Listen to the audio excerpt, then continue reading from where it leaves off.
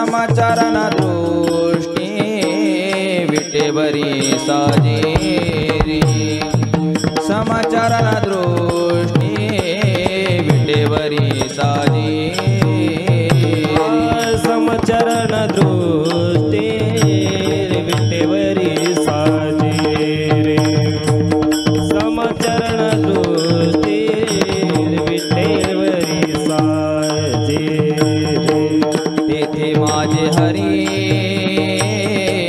वृत्ती राहो तेथे माझे हरी वृत्ती राहो रोती राहो आणि कन लगे माईक पदार्थ आणि कन लगे माईक पदार्थ तेथे माझे हरी वृत्ती राहो तेथे माझे हरी वृत्ती राहो वृत्ती राहो आणि कन लगे माईक पदार्थ आणि कन लगे माईक पदार्थ समाचारण दृष्टी विटेवरी साजेरी समाचारण दृष्टी विटेवरी साजेरी हरे समाचारण दृष्टी विटेवरी साजेरी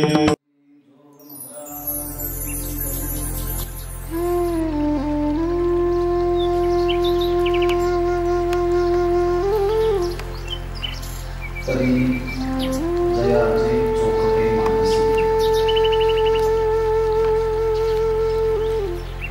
मी नसे क्षेत्र संन्यासी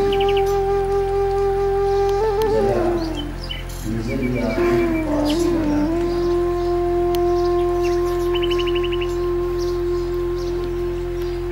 संत श्रेष्ठ जगद्गुरु तुकाराम महाराजांची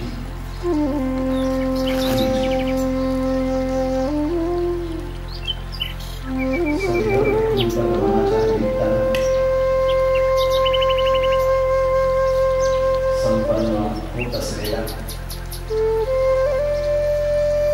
मर्यादित साधकांच्या समोपस्थितीमध्ये अमर्याद लोकांच्या पर्यंत तिथल्या कार्यक्रमाची व्यवस्था पोहोचण्याचा सगळा उपक्रम आधुनिक यंत्रसामुग्रीच्या माध्यमातून सुसज्ज यंत्रणेतून या ठिकाणी चालू आहे. ही अत्यंत गौरवाची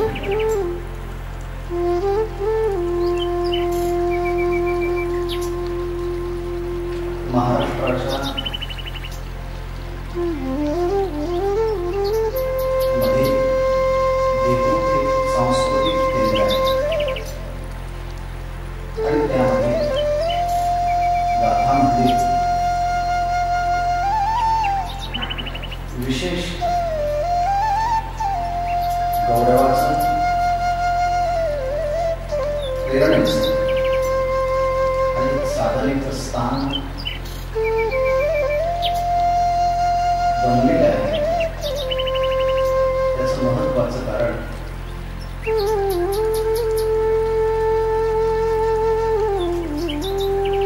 वास्तूची उभारणी आणि व्यक्तींची उभारणी अशा दोन्ही उभारणीचं काम प्रातस्मरणीय परम श्रद्धेय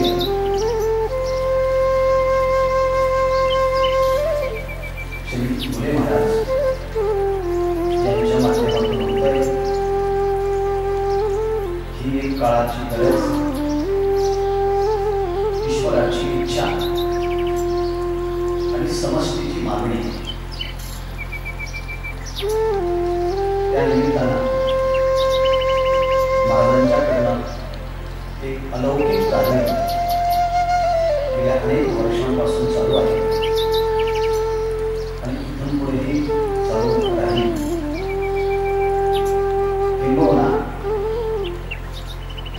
मागच्या वर्षी म्हटल्याप्रमाणे आणि तुम्हाला आता आठवत असेल त्याप्रमाणे पंढरीश पांडुरंग परमात्म्यानेच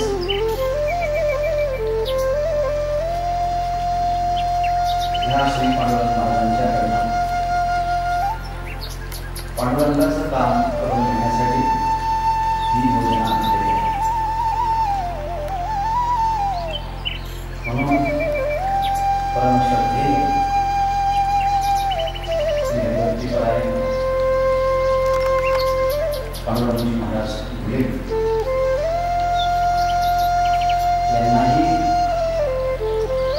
विनम्र अभिवादन करून प्राप्त प्रसंगी ही ओळी आपल्यासमोर उद्धृत केलेली आहे. ही ओळी राजविद्या राजप्रिय योग नामक नवमोध्याय ज्या अध्यायाची तुलना एक अलौकिक पद्धतीने केली जाते आणि ती प्रणाली अशी कर्मकांड, उपासना कांड आणि ज्ञानकांड ज्या वेदाच्या मध्ये आहे तो कांडत्रयात्मक असणारा वेद 700 श्लोकांच्या मध्ये व्यासांनी ग्रथित केलेला आहे. गीता सुद्धा ही कांडत्रय निरूपणी श्रुतीचंही ओळीस गीतेमध्ये असणारा हा कांडत्रय योग ज्ञानेश्वर महाराजांनी 700 ओव्यांच्या मध्ये आणला आहे. व्यासांनी जे 9000 ओव्यांच्या मध्ये आणलेला आहे आणि व्यास महर्षींनी 700 श्लोकांच्या मध्ये जी गीता आणलेली आहे ती गीता पुन्हा 9व्या अध्यायाच्या मध्ये एकत्रित आणलेली आहे. म्हणजे वेदाचा सारांश गीतेमध्ये, गीतेचा सारांश एकट्या 9व्या अध्यायामध्ये. म्हणून त्याचा उल्लेख करताना एकलाची नवमी अशा शब्दामध्ये स्वतः ज्ञानेश्वर महाराजांनीच केला आहे. 9व्या अध्यायाचं पूर्ण महत्त्व यामध्ये कर्माचं रहस्य सांगितलं, भक्तीचं रहस्य सांगितलं आणि ज्ञानाचंही रहस्य सांगितलं. आणि यातलं रहस्य, शब्दातलं रहस्य ते तोपर्यंत रहस्य राहतं जोपर्यंत ते रहस्य कोणी प्रगट करून सांगत नाही तोपर्यंत ते रहस्य कायमच असतं. पण एखाद्या आत्मानुभवी महापुरुषाने त्याचा सूक्ष्म अनुभूतीपूर्वक ते रहस्य प्रगट केलं की मग ते रहस्य राहतं. म्हणून 9व्या अध्यायामध्ये भगवंतांनी आपला अनुभव सांगत असताना 9वा अध्याय म्हणजे अध्यात्म विद्या विज्ञानात राजा असं म्हणून 9व्या अध्यायाची भूमिका लोक पूज्यपाद आचार्य श्री शंकराचार्य महाराज यांनी मांडली आहे. आणि विज्ञानात राजा आतापर्यंत जे काही गुही आहे त्या गुह्यातही एक अत्यंत गुह्यतम भाग आहे. गुह्य तर कर्मातलं पण असतं, गुह्य ज्ञानातलं पण असतं आणि गुह्य उपासनेमध्ये पण असतं. पण कर्मातलं जे गुह्य आहे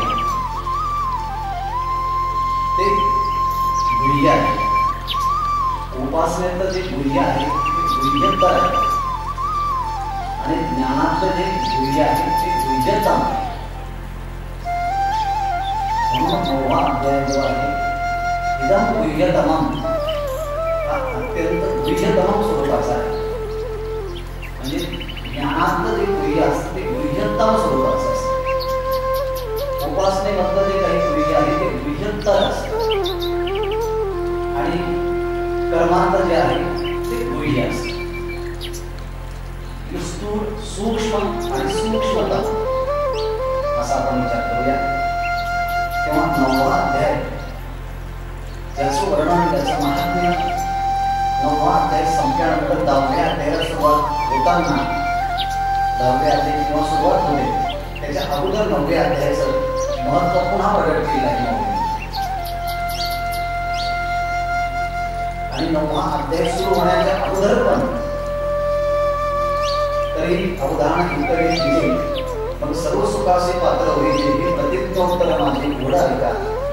या 9व्या अध्यायातील तरी शब्दाचा संदर्भ पाहत असताना आपल्याला पुन्हा 8व्या अध्यायामध्ये जावं लागतं.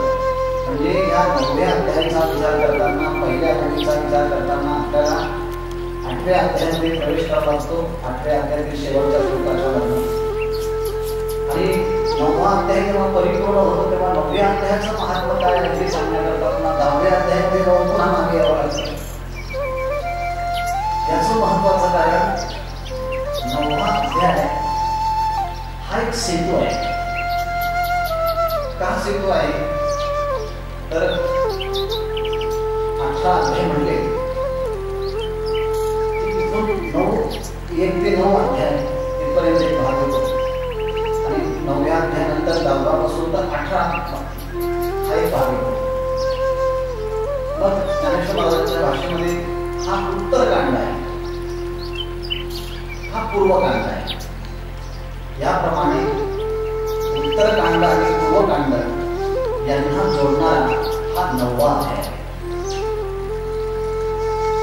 आणि जे मध्ये असतं त्याला अधिक महात्म्य असतं. जसं आंबा जर पाहिला तर वरून त्या आंब्याची साल आणि मध्ये जर पाहिलं तर ती पोय, पण त्याचा जो रस असतो ना तो रस हा मध्येच असतो. तसं संपूर्ण गीतेचा रस जो आहे तो रसो वैसा हे परमात्म्याचं स्वरूप आहे. मग रसस्वरूप असणाऱ्या परमात्म्याने आपला जो काही भक्तीचा रस, ज्ञानाचा रस आणि कर्माचा रस अर्थात महात्म्य त्या 9व्या अध्यायामध्ये प्रगट केल्यामुळे 9वा अध्याय चिंतनाच्या दृष्टीने अत्यंत सूक्ष्म आहे. त्यातलं रहस्य वरवर पाहता शब्दाने कळल्यासारखं वाटतं, पण एखाद्या आत्मानुभवी पुरुषाने तो श्लोक किंवा ती चोरी जेव्हा समजून सांगत आपल्याला तेव्हा असं वाटतं की हे मला कळल्यासारखं झालं. तुम्ही जेव्हा सांगितलं तेव्हा असं वाटलं की आताच कळालं आहे. म्हणून अध्यात्म शास्त्रामध्ये जोपर्यंत आत्मानुभवी पुरुष त्याचं रहस्य उद्घाटित करत नाही तोपर्यंत ते रहस्य आपल्यामध्ये रहस्याच्या ज्ञानाचं असतं. याप्रमाणे त्या 9व्या अध्यायाचा पूर्व भाग, 9व्या अध्यायाचा उत्तर भाग, त्याचं महात्म्य काय काय आहे या सगळ्यांचा विचार करत असताना अनेक गोष्टीचे कर्माचं रहस्य कुठे आले आहे, ज्ञानाचं रहस्य कुठे आलं आहे, भक्तीचं रहस्य कुठे आलं आहे. भक्तीचं रहस्य सांगत असताना मग तुम्ही ओळीचा अर्थ सांगू, तुम्ही ती ओळी म्हणाल करणार नाही.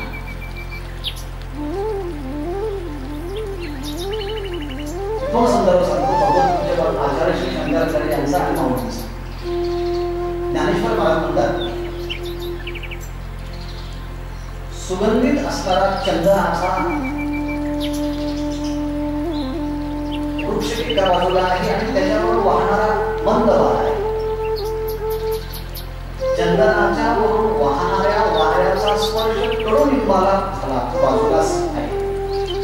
मग कडुलिंबाचं झाड देखील त्या चंदनाच्या वाऱ्याच्या स्पर्शाने सुगंधित झालं आणि तो कडुलिंब चंदन म्हणून भगवंताच्या शरीराला मुठी म्हणून लावण्याचा योग आहे. कोणी प्रश्न विचारला का हो त्या कडुलिंबाला वाऱ्याचा स्पर्श झाला आणि तो भगवंताच्या मस्तकावरती चंदन म्हणून त्याचा लेप लावण्याकरता उपयोगी करू लागला. चंदनाचा उपयोग येईल का भगवंताच्या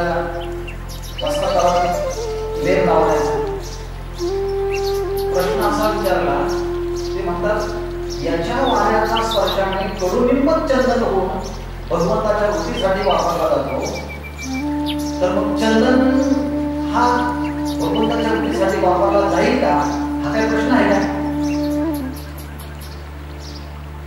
हा प्रश्न नाही.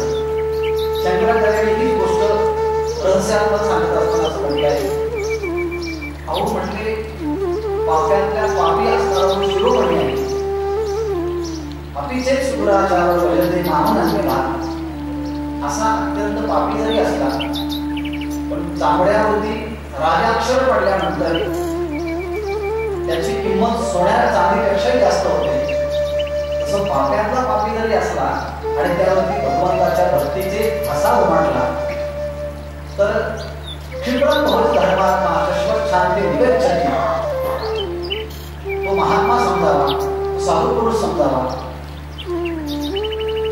प्रत्यक्ष जे पुण्यशील ब्राह्मण आहे,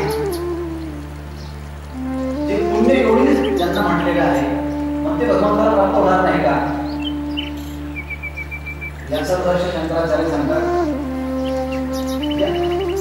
आता संसाराला लागलेले आहे, संसार करून त्यानंतर पुन्हा परमार्थाला लागले आहे, त्यांना अनुतापाच्या तीर्थामध्ये न्हाल्यानंतर ते भगवंताच्या स्वरूपाला प्राप्त होतात. पण बालपणापासूनच ब्रह्मचर्य अवस्थेमध्ये राहिले, नंतर संन्यास अवस्थेला प्राप्त झाले, मग ते भगवंताला प्राप्त होणार नाही का? म्हणजे पाप्यातला पापी जरी असला तर अनुतापाच्या तीर्थामध्ये न्हाल्यानंतर तो भगवंताला प्राप्त होतो. तर बालपणापासूनच त्यांनी ब्रह्मचर्याचं व्रताचं पालन केलं, भगवंताची भक्ती करतो, मग तो भगवंताला प्राप्त होईल का, असा प्रश्न विचारणं म्हणजे ज्ञानेश्वर महाराजांच्या म्हणण्याप्रमाणे चंदनाच्या वाऱ्याने कडुनिंब हा चंदन होतो, तो भगवंताच्या वृत्तीसाठी वापरला जातो. मग तुम्ही प्रश्न विचारतात चंदनाचं काय होईल? चंदन भगवंताच्या जवळ जाणारच आहे. असे भक्तीचं रहस्य प्रकट करताना आचार्य भगवंत म्हणजे शंकराचार्य आणि ज्ञानेश्वर महाराज त्यांचा हा भूमिका आहे. दुसरी त्या कर्मातली रहस्यता ज्ञानेश्वरी उभी आली, तुम्हाला ते नाट्याबरोबर आठवली. ज्ञानेश्वर महाराज सांगतात काहींनी खूप पुण्य केलं आणि पुण्याच्या जोरावरती त्यांना स्वर्ग प्राप्त झाले. चांगली गोष्ट आहे. स्वर्ग प्राप्त होऊन स्वर्गाचं महात्म्य किती हे ज्ञानेश्वरांनी स्वतः सांगितलं आहे. लक्ष्मीच्या दासींच्या द्वारे जो स्वर्गाची निर्मिती होती ते काय काय गोष्टी त्याचं महात्म्य सांगितलं. असा स्वर्गाचं महात्म्य सांगितलं. तुम्ही एवढं पुण्य केलं, वेदाचं अनुष्ठान केलं, भगवंताची भक्ती केली आणि त्या सगळ्यांच्या द्वारे तुम्हाला स्वर्ग प्राप्त झाला, ही अतिशय चांगली गोष्ट आहे. तुमचं कौतुक करायला पाहिजे. तुम्ही स्वर्गाला गेला. ज्ञानेश्वर महाराज रोज प्रश्न विचारतात, पण भगवंत प्राप्त झाली का तुम्हाला? ते म्हणजे तेवढी झाली, स्वर्ग मिळाला पण भगवंताची प्राप्ती झाली नाही. ज्ञानेश्वर महाराज म्हणतात एवढा मानवी देह प्राप्त होऊनही, वेदाचं अनुष्ठान करूनही, उपासना करूनही, भगवंताचं स्वरूप जीव असताना सुद्धा तुम्ही भगवंताला प्राप्त न होता स्वर्गाला प्राप्त झाले आणि ज्या स्वर्गाला प्राप्त झाले त्या स्वर्गाच्या प्राप्तीसाठी होणाऱ्या साधनेला तुम्ही पुण्य म्हटलं. ज्या पुण्याने तुम्हाला भगवंताची प्राप्ती न होता तुम्हाला स्वर्गाची प्राप्ती झाली, पुढे सांगितलं त्याला पुण्य म्हणावं. त्या पुण्याला पुण्य म्हणतात. जीभ तुटली कशी, जी जीभ त्या ठिकाणी गळाली पाहिजे होती, ती जीभ झडली पाहिजे होती. मदतची माझी असतात जेणे मी गुलामे पडलो सुद्धा ते पुण्य ऐसे म्हणता जीवन तुटे काय, हा प्रश्न खरं आपल्यासाठी. म्हणजे वेदाचा अध्ययन केलं, आश्रमाची स्थापना केली, मठांची स्थापना केली, लोकांची कीर्ती मिळाली, वावरती खूप मोठं काम केलं. पण हळूच प्रश्न विचारावा, एकांतामध्ये तुमची अंतःकरणाची वृत्ती आत्मस्वरूपामध्ये एकाकार होते का, ब्रह्माकार होते का? ते तेवढीच होत नाही हो फक्त. मग तुम्ही जे काही काम केलं त्या पुण्याला पुण्य म्हणताना जीवन तुटे काय? मग तुम्ही शास्त्राचं अध्ययन केलं असू द्या किंवा एखाद्या कर्माचं अनुष्ठान केलं असू द्या, पण हे सगळं करून जर परमात्म्याशी एकरूप होता येत नसेल तर त्या अध्ययनाचे काही काय, त्या कर्माचा तरी उपयोग काय, त्या ज्ञानाचा तरी उपयोग काय. आणि असं जर ज्ञान प्राप्त होत असेल तर ते ज्ञान म्हणजे मरगटे नारळ होईल. त्या आंधळ्या हाती पडले मोती जैसे किंवा तयाचे शास्त्रे जैसे कुमारी हाती दिलेले शस्त्रे की असौच्या मंत्रे विजेतील. म्हटले यांना यांचे शास्त्र, यांचे मंत्र, यांचं शिक्षण, यांचं बोलणं हे कर्मदयाचे त्यांच्या कर्माचा धिक्कार असो. ज्या कर्माच्या द्वारे भगवंताची प्राप्ती न होता तुम्ही अन्य मार्गे मन जात असेल तर त्या कर्माचं रहस्य तरी काय, त्या ज्ञानाचं रहस्य तरी काय. आणि सगळीकडे परमात्मा आहे असं असताना मी आत्मा आहे, मी ब्रह्मा आहे अशी अनुभूती येत नसेल तर त्या ज्ञानाचं तरी महत्व काय आहे. याप्रमाणे कर्माचं, ज्ञानाचं आणि भक्तीचं एक अलौकिक महात्म्य भगवंताने सांगता खूप वर्णन करायला लागले. भगवंत माऊलीने खूप वर्णन केलं असुरी प्रवृत्तीच्या लोकांचं, तामसिक प्रवृत्तीच्या लोकांचं. आणि वर्णन करता करता त्यांना असं वाटलं की आता वाणीला दोष निर्माण झाला. आणि आणखी या रजगुणी आणि तमगुणी लोकांच्या स्वरूपाचं वर्णन जर करायला लागलो तर वाणीमध्ये अनेक प्रकारचे रजगुण आणि तमगुण आपल्याही अंगामध्ये येतात आणि दोष लागतात. बस झालं म्हटले आता यांचं वर्णन आता न केलेलं बरं. अर्जुना तुला मी आता असं वर्णन करून सांगतो ज्यांचं वर्णन केल्यानंतर वाणीला विश्रांती प्राप्त होईल. ऐके जे वाचा विसरले ती साधू कथा. आता ज्या ठिकाणी ज्या स्वरूपाचं वर्णन केलं असताना, ज्या महात्म्याचं वर्णन केलं असताना वाणीला विश्रांती प्राप्त होते. वाणी ही कर्मेंद्रिय आणि ज्ञानेंद्रियाचं उपलक्षण आहे. कारण वाणी ही कर्मेंद्रिय पण आहे आणि वाणी ही ज्ञानेंद्रिय पण आहे. जेव्हा ती वाणी रस टाकते तेव्हा ते ज्ञानेंद्रिय आहे. आणि तीच वाणी मी जसं बोलतो तसं जेव्हा बोलायला लागतात तुम्ही तेव्हा ती वाणी कर्मेंद्रिय आहे. म्हणजे इंद्रियांच्यामध्ये दोन असे इंद्रिय आहेत. एक आहे मन, ते मन सुद्धा ज्ञानेंद्रियामध्ये मोडतं आणि कर्मेंद्रियामध्ये मोडतं. आणि वाणी सुद्धा अशी आहे ती कर्मेंद्रियामध्ये मोडते आणि ज्ञानेंद्रियाच्यामध्ये मोडते.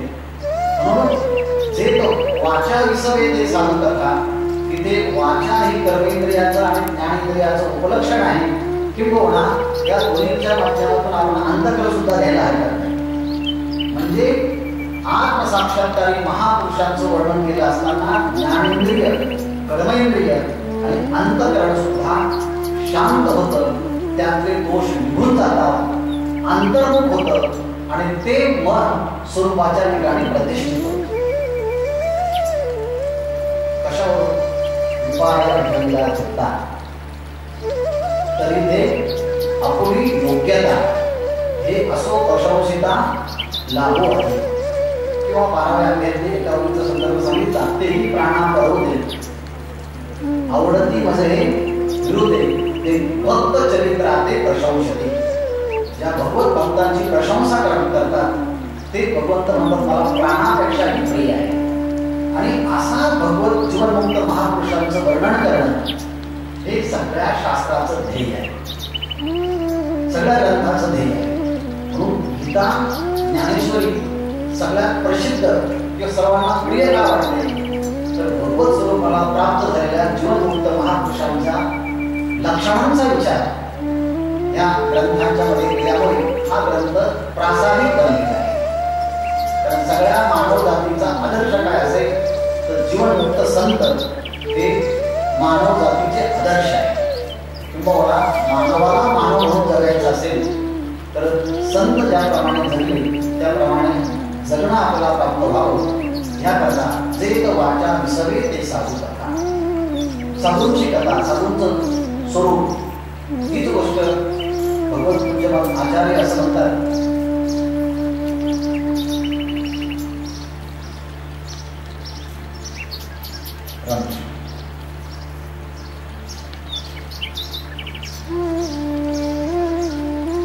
सिद्ध महापुरुषांचे जे साधना असतात त्या साधकांचे, सिद्ध महापुरुषांचे जे लक्षण असतात ते साधकाचे साधन असतात.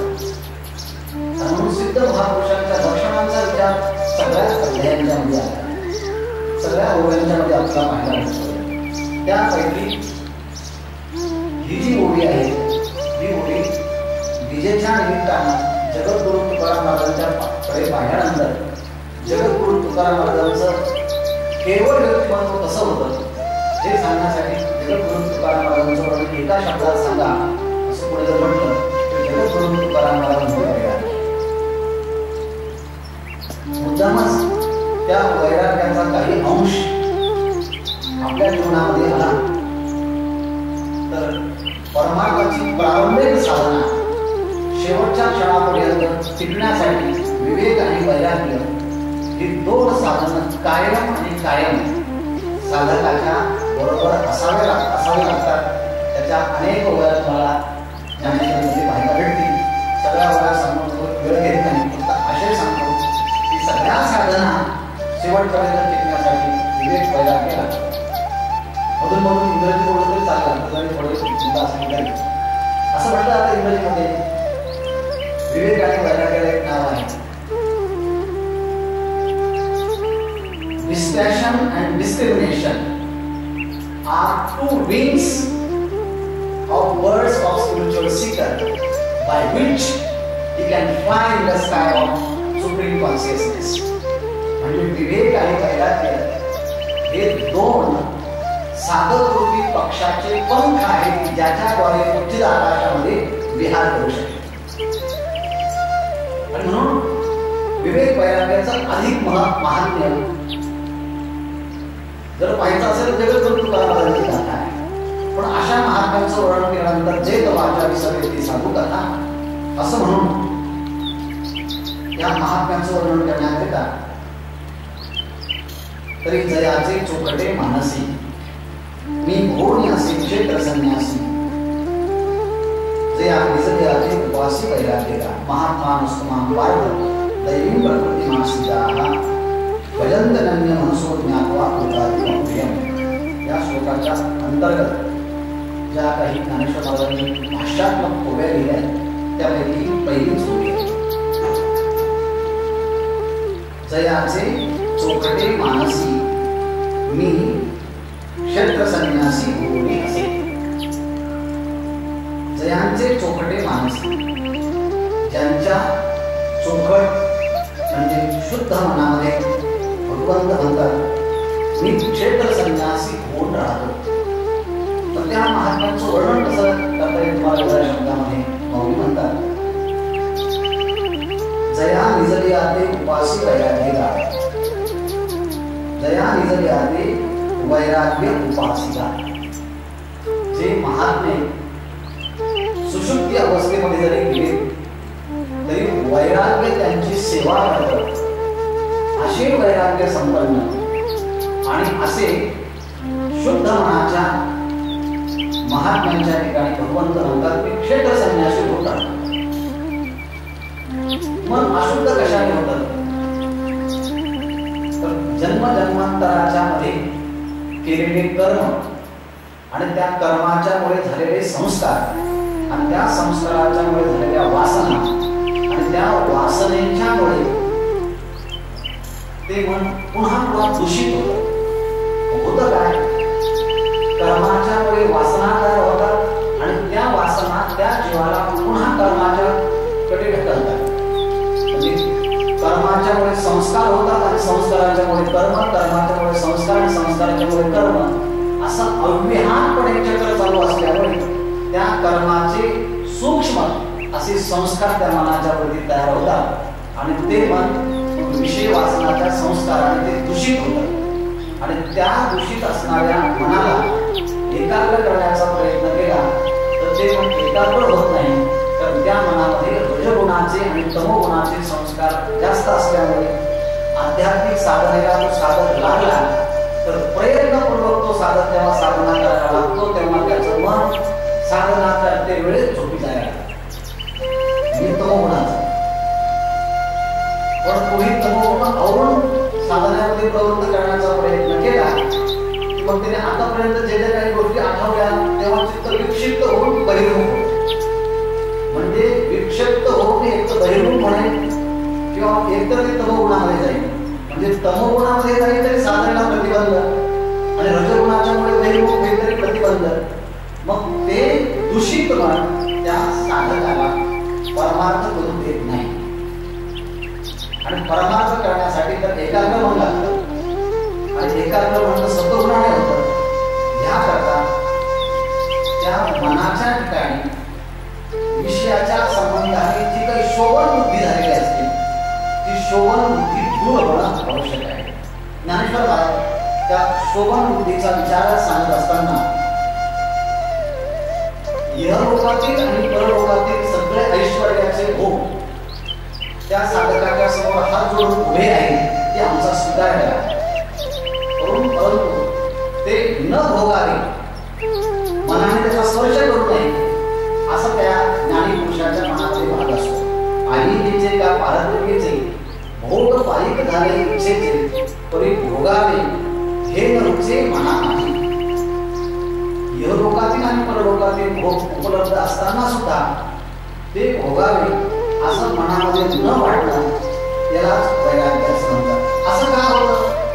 याचं कारण एक आहे, विवेक जेव्हा उत्पन्न होतो तेव्हा विवेकाच्या साहाय्यानं आपल्याला या सगळ्या विषयांच्या मध्ये दोष दिसायला लागतात आणि जेव्हा दोष दिसायला लागतात तेव्हा मनुष्य त्याचा त्याग करतो. म्हणून त्याच्या अंतःकरणामध्ये वैराग्य आहे, त्याच्या अंतःकरणामध्ये राग आणि द्वेष दोन्ही राहतात. कारण राग आणि द्वेष हे एकमेकाचेच जुळे भावंड आहेत. त्याच्या अंतःकरणामध्ये राग असतो, त्याच्या अंतःकरणामध्ये द्वेष नसतो असं म्हणायची जागा नाही, असतोच. राग आणि द्वेष दोन्ही गोष्टी बरोबर असतात. कारण अनुकूल विषयाच्या प्राप्तीनंतरचे जे संस्कार उत्पन्न होतात ते संस्कार पुन्हा त्या रागाने त्या विषयाकडे होतात आणि द्वेषाचे संस्कार अंतःकरणामध्ये झाल्यानंतर ते संस्कार पुन्हा ते दुःख ज्या व्यक्तीच्यामुळे झालं ती व्यक्ती पाहिल्याबरोबर आपल्या अंतःकरणामध्ये पुन्हा द्वेष भावना उत्पन्न होते. म्हणून राग आणि द्वेष हे जोपर्यंत आहे तोपर्यंत शास्त्रामध्ये सांगितलेल्या विचाराचं रहस्यही कळत नाही. ज्ञानेश्वर महाराज स्वतः सांगितलं आहे, राग द्वेष ज्या दिवशी समाप्त होईल त्या दिवशी त्याला आपल्या साम्राज्याचा ब्रह्मस्वरूपाचा आनंद घेण्याचा तो समर्थ बनतो. आहे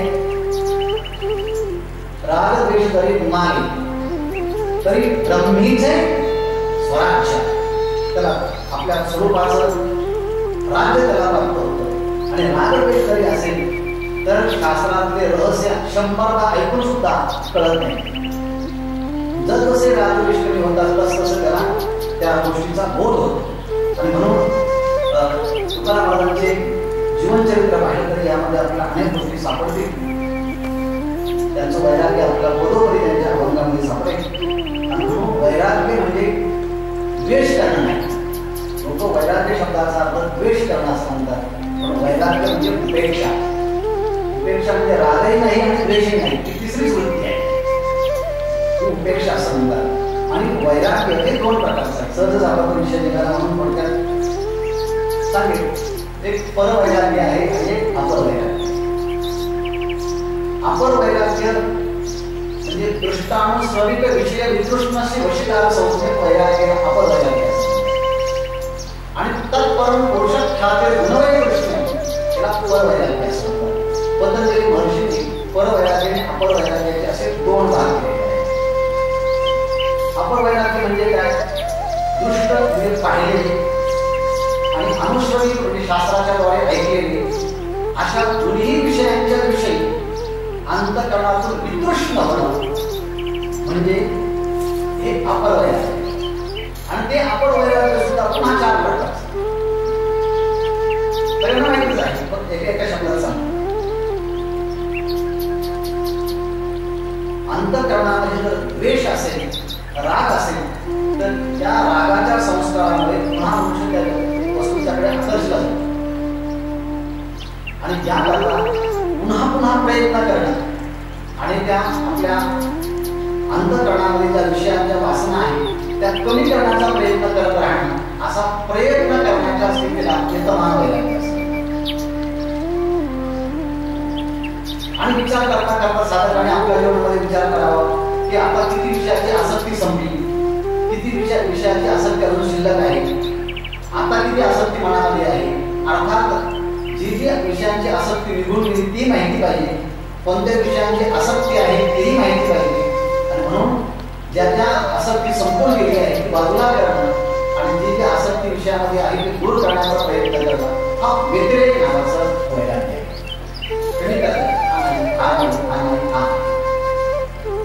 मग आता पहिला हा यतमान वैराग्य झालं, नंतर व्यतिरेक वैराग्य झालं. आणि असा साधक अभ्यास करता करता तरी असं होतं की त्याने खरोखर विषयांचाही त्याग केला आणि विषयांच्या विषयी असणारा रस भावाचाही त्याग केला. विषया विवर्तन्ते निराहारस्य देहिना रसोवर्जन रसोपेस्य परम दृष्टा निवर्तते. विषयांचा त्याग केला आहे पण रसबुद्धी अजून शिल्लक आहे आणि ती रसबुद्धी मनामध्ये असली की साधकाला एकांतामध्ये साधना करताना त्याच्या मनाला प्रक्षुब्ध बनवते आणि पुन्हा त्याला बहिर्मुख करण्याकरता भाग पाडते. तेव्हा तो कासावीस होतो. कासावीस कसा होतो कितीतरी वेळ आहे. मग अशा वेळेस तो म्हणतो आता मला काही नाही, फक्त एक गोष्टीचं राहिलं तेवढी आसक्ती ना, पण ती खूप सारखी त्रास देते. त्याला एक इंद्रिय वैराग्य. आता फक्त एकाच इंद्रियामध्ये आहे. डोळ्याचं वैराग्य केलं, कानाचं विषयासक्ती केली, सगळ्याची केली. फक्त एका इंद्रियाच्या मध्ये अजून थोडंसं आसक्ती आहे आणि ती अजून जात नाही. जाण्यासाठी प्रयत्नही केला जातो पण अजून एकाच एक इंद्रियात राहिल्यावर कोणाला कोणत्या इंद्रियाची आसक्ती राहिली आहे याचं कोणाकडे काही सिटी स्कॅन नाही, एक्सरे नाही, MRI नाही, ती त्याची त्याची संबंधित आहे. तोही निघून जातो तेव्हा इंद्रिय पूर्णपणे आपल्या आवाक्यात येतात, आपल्या ताब्यात येतात, तेव्हा त्याला वशीकार संयोग करायला हे झालं अपर वैराग्य. आणि हे अपर वैराग्याचा परिपाक झाला त्या साधकाला संप्रज्ञा समाधी प्राप्त. आणि ह्या साधकाला पुन्हा सत्वगुण, रजगुण आणि तमोगुण या तिन्ही गुणांच्या विषयी वैराग्य उत्पन्न होतं. जे पहिल्यांदा विषयांच्या विषयी वैराग्य ते अपर वैराग्य आणि अपर वैराग्याचा अभ्यास झाला की मग त्या साधकाला संप्रज्ञा समाधी प्राप्त होते. आणि जेव्हा या गुणांच्या विषयी वैराग्य उत्पन्न झालं तेव्हा त्याला परवैराग्य म्हणायचं आणि या परवैराग्याच्या द्वारे त्याला असंप्रज्ञात समाधी प्राप्त. आणि मग त्याला या सगळ्या जगताच्या विषयी पाहिल्यानंतर सुखाच्या मध्ये सुद्धा त्याला दुःखाचा अनुभव. असं म्हणजे सुखाच्या मध्ये दुःखाचा अनुभव कसा येतो हे सांगण्याकरता व्यास महर्षी व्यास भाषेमध्ये एक वाक्य नमूद केलं. ते असं म्हटले, धुळीचा कण, सूक्ष्म धुळीचा कण तो आपल्या डोक्यावरती पडला तर आपलं ओझं होतं का? नाही. आपल्या हातावरती पडला तर ओझं होतं का? नाही. पण तोच धुळीचा कण, सूक्ष्म धुळीचा कण डोळ्यात गेला तर सगळ्या इंद्रियांच्या मध्ये तो त्या धुळीचा कण तर काही फरक पडत नाही. पण तोच धुळीचा कण जर डोळ्यात गेला तर त्या डोळ्याला अस्वस्थ करतो. तसं सगळ्या लोकांना संसारात दुःख जरी झालं ना तरी काही वाटत नाही. पण विवेकी व्यक्तीला थोडं सुखात सुद्धा दुःख असतं हे कळाल्यानंतर विवेकी पुरुषाचं जगणं म्हणजे डोळ्यामध्ये गेला धुळीचा कण तो अस्वस्थ करतो. तसं साधकाला सत्वगुणात्मक सुखाचा अनुभव घेताना सुद्धा रजगुण आणि तमगुणाचा द्वेषाचा त्या ठिकाणी धुळीचे कण असले की तो अस्वस्थ होतो आणि मग त्याला सुखाच्या मध्ये सुद्धा दुःखाचा अनुभव येतो. आणि मग तो त्याकरता असं म्हटलं आहे, ताप दुःख, संस्कार दुःख, गुणवृत्ती विरोध दुःख, सगळीकडे दुःखच दुःख आहे. त्या सर्वांना असं म्हटलं आहे, सर्व दुःखम एवं सर्वम विवेकिना. विवेकी व्यक्तीला सगळीकडे दुःखच वाटायला. आणि मग तुकाराम महाराजांचं एका वाक्याची आठवण येते, संसाराचे अंगी अवघीच व्यसने आम्ही या कीर्तने शुद्ध झालो. या संसाराच्या ठिकाणी काही ना काही गुणी आहेतच. आणि हे ज्याला कळतं तो साधक असतो आणि साधकाला सुखामध्ये सुद्धा दुःखाची अनुभूती येते. हे सांगण्याकरता त्याने एक उदाहरण दिलं आहे. ते म्हणजे चांगल्या गटारीचे मध्ये उत्तर फिरून आलं आणि म्हणू लागलं की आज मला तो आनंद भेटला, तो आनंद कुठेच भेटला नाही. म्हणून जर एखादं कौतुक करू लागलं की आज या पुण्याच्या गटारीमध्ये गेला जो आनंद भेटला ना, वा, तो मनुष्य काय म्हणेल, तू ज्याला आनंद म्हणतो तो आनंद नाही, तो काय आहे, दुःखच आहे. तसं विवेकी पुरुष सामान्य माणसाला म्हणतो, शब्द स्पर्श रूप गंध यांच्या माध्यमातून तुला जे सुख भेटतं ना, ते सुख म्हणजे गटारीमध्ये डुकराने मानलेल्या सुखाप्रमाणे तुझं आहे.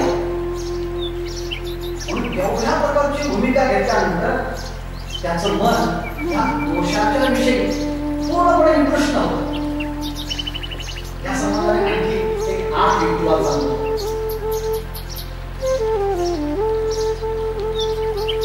त्या संबंधाचं एक वाक्य आहे, जोपर्यंत या देहाच्या विषयी आसक्ती आहे तोपर्यंत न सांगता म्हणायचं त्याला सगळ्या जगाची आसक्ती.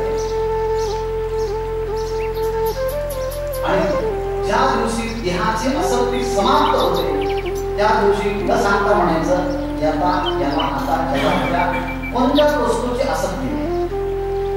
हे काही शोधायची गरज नाही, हे ज्याचं त्यालाच नाही. तुका मनाचं प्रमाण आहे ते म्हणते, मला तुम्ही जर देहाच्या संबंधाने विचार असाल तर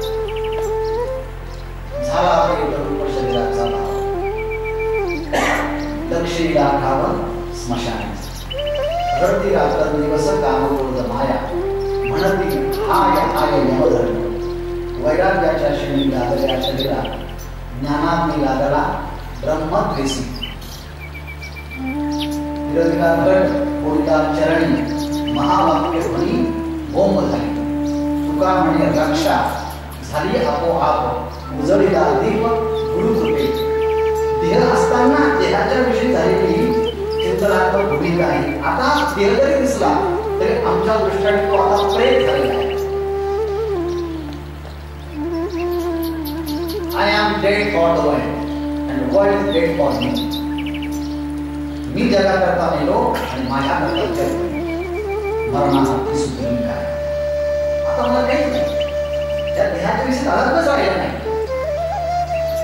दिसतं काय प्रत्येक सर्वात भाषे दिसत असतं पण त्याविषयी स्वतः व्यासवर्षी भाषणामध्ये त्या ठिकाणी 6 प्रकारचे युक्तिवाद मिळतात. देहाचे असं तुम्हाला होते चौकटे देहाचे चौकटे माणसे या संबंधाने आपण बोलत होतो की असा करून झोपला तरी वैराग्य तरी सेवा याला जागृतीमध्ये स्वप्नामध्ये कोणत्याच विषयाच्या विषयी त्याला आसक्ती राहत नाही. पण देहाची आसक्ती म्हणतो कोणाला सुद्धा नाही.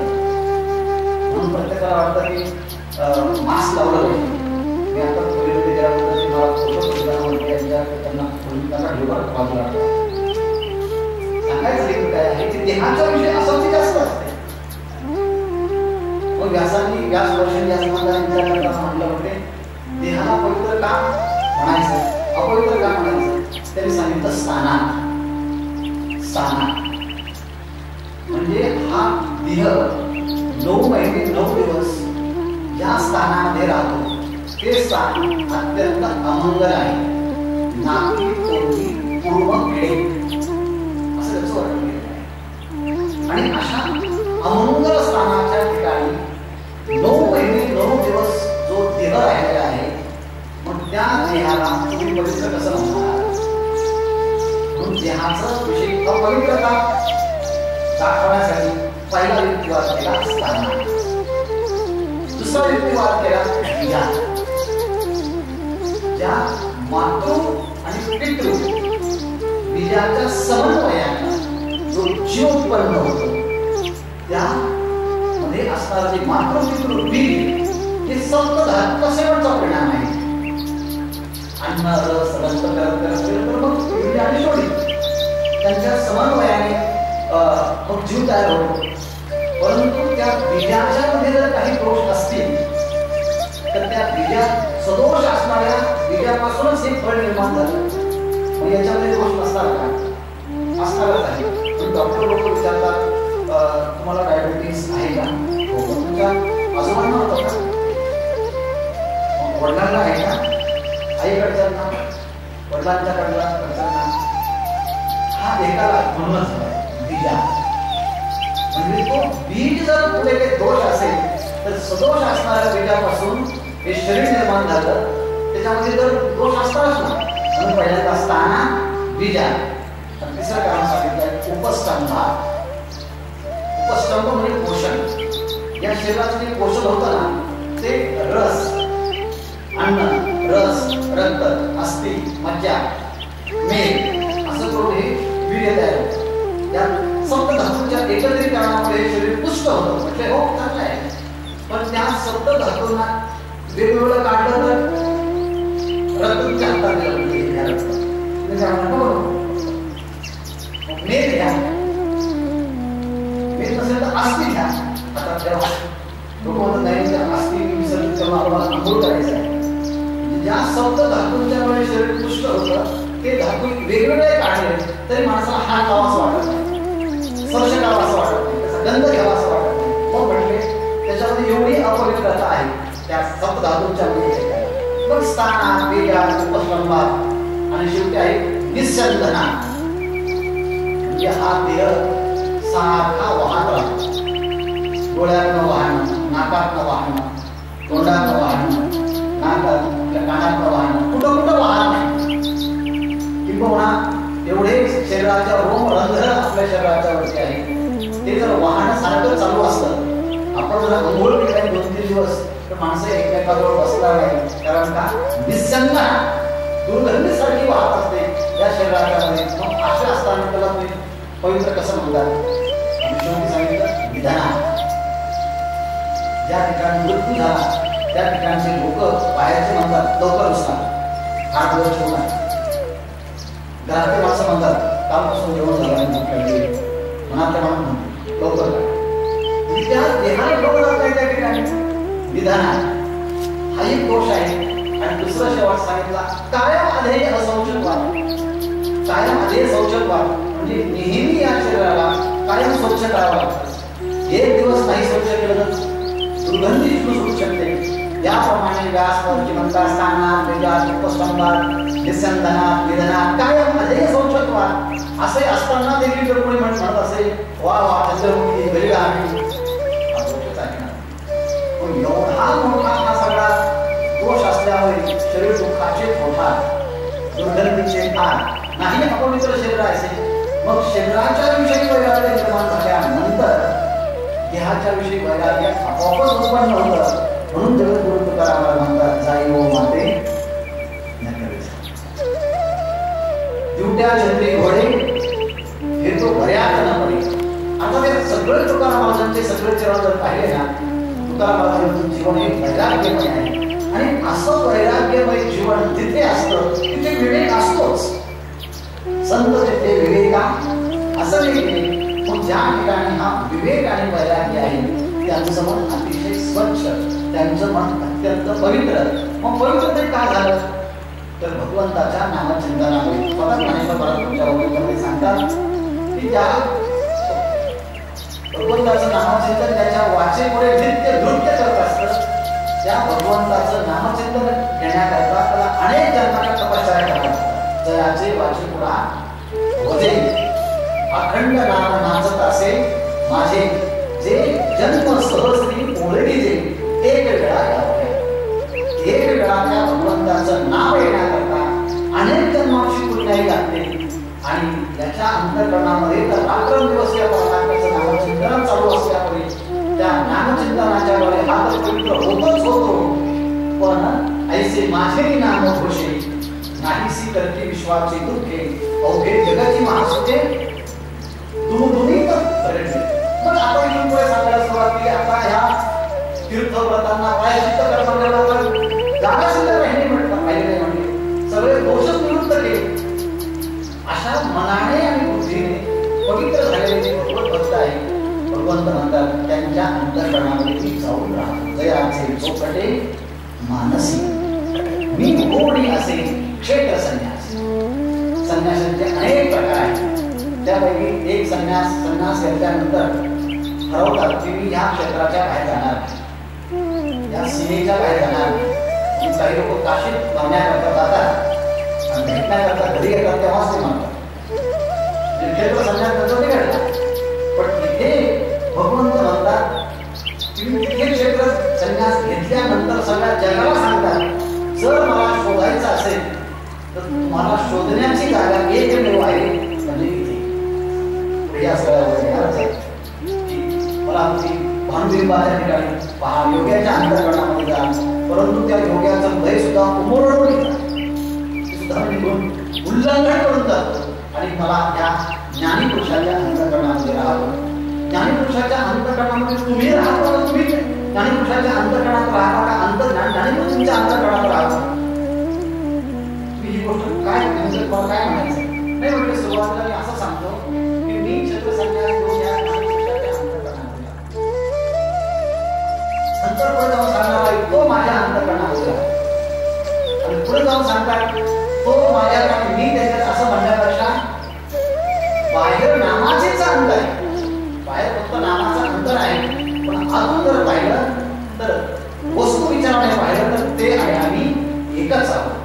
मग हे सांगण्याकरता सविस्तर वर्णन जैसे जैसे बीजगणिके माझे असे आणि बीजगणिके वसे वटत म्हणजे संपूर्ण विस्तारपूर्ण असलेला तो वट आहे तो एका बीजामध्ये समावला जातो आणि ते बीज जेव्हा आपण जमिनीमध्ये लावतो तेव्हा त्या बीजाचं पुन्हा रूपांतर वृक्षामध्ये होतं.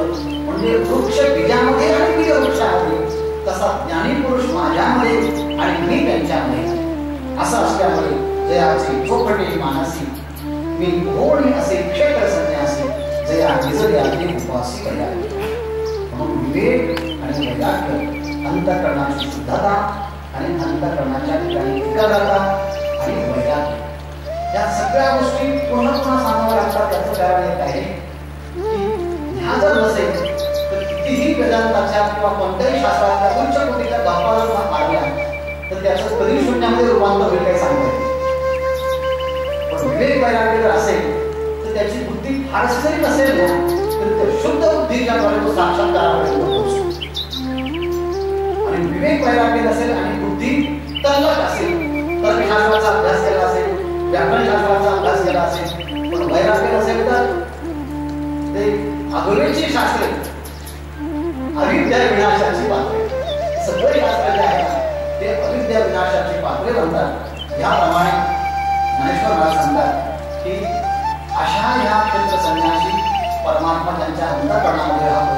त्या अंतःकरणाचं वैशिष्ट्य म्हणजे त्यांचे चौकटे मानसी त्यांचं मन अतिशय चौकट शुद्ध या यमनियमाधिक साधनांच्याद्वारे झालेलं असतं. नामचिंतनाधिक साधनांच्याद्वारे झालेलं असतं. गुरुभक्तीच्याद्वारे झालेलं असतं. श्रेष्ठ महापुरुषांच्या सेवेच्याद्वारे झालेलं असतं. मी एक दोन गोष्टी सांगतो किती जरी बोलत गेलं विस्तार होत आहे. एक असा प्रश्न येतो आपण साधन साधत आहोत साधारण कमी लोक असल्यामुळे आपण हा मुद्दामा सांगितला. शास्त्रामध्ये असा एक विचार येतो की काही कर्म केल्यानंतर आपल्याला ते पुढच्या जन्मात भोगावे लागतात.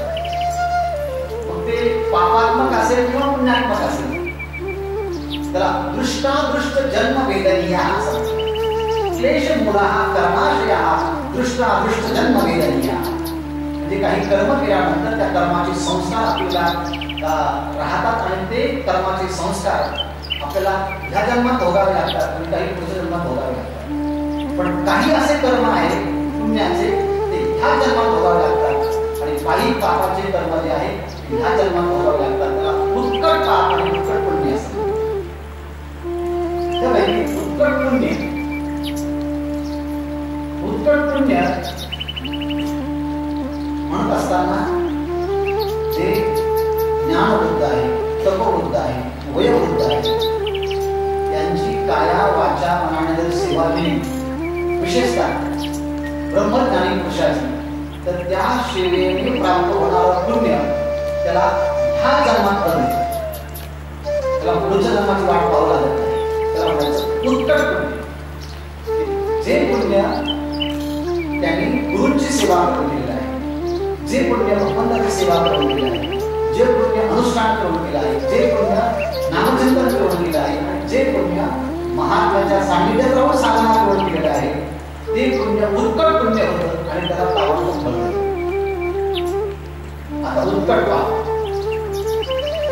जे रोगी आहेत, जे संकटामध्ये सापडलेले आहेत, जे परतंत्र आहेत, अशा लोकांच्या संधीचा जे फायदा घेत आहे त्याच्यामुळे उत्कट पावत आहे. म्हणजे एखादा डॉक्टर हा रोगी आहे ना, म्हणजे कोरोना नसताना कोरोना झाला आहे, त्याला म्हणायचं आर्ध भूतत्व, म्हणजे त्या रोगाच्या मध्ये अडकलेला मनुष्य आहे आणि त्याचा फायदा घेतो.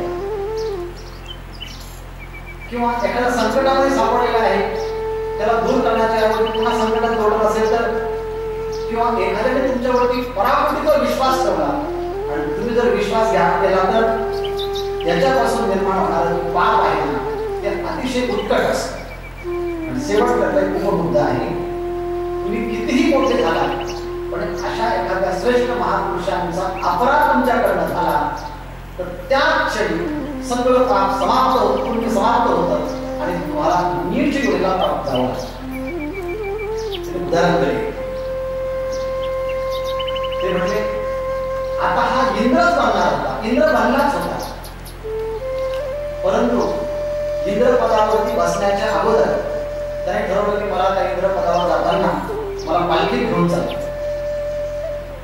आणि पालखीत नेत असताना त्याने ऋषीमुनींना त्या पालखीला जोडलं आणि त्यामध्ये अगस्त्य ऋषी, त्या अगस्त्य ऋषींना पाय लागला, अरे चल लवकर, नुसतं तपश्चर्या करतो, माझी तुला पालखी वाहता येत नाही का, असं म्हणून लाथ नाही.